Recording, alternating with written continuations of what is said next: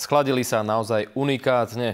Chlapci a dievčatá v detskom tábore sa na dnešnú horúčavu jednoducho povzniesli. A to doslova. Vojaci zo sliačského letiska ich posadili do lietadla a povozili nad Slovenskom. Pre tieto deti to bol naozaj mega zážitok. V živote totiž prežili najmä ťažké časy. Deti do poslednej chvíle netušili, že onedlho budú nad oblakmi. Teraz ste rozdelení na 13 a 7. Na to veľké prekvapenie. My sme smelí vojaci, my sme smelí vojaci, šable, flinty máme.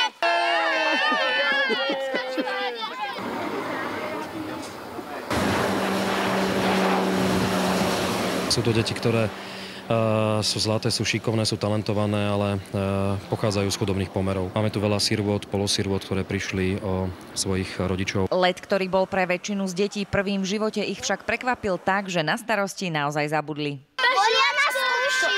Boli nás uši a je nám zlé. Videli sme najväčší hrad zo Slovenska a tie rodinné domy, to vyzeralo ako nejaké mravčeky. Na letisku na ne však čakali ešte zvieratá, špeciálne cvičený vojenský psík Eli a sokol Bohuš. Dravec, ktorý stráži lietadlá pred holubmi, ich úplne uchvátil. A keď ho pustíte vyletieť, tak sa vráti?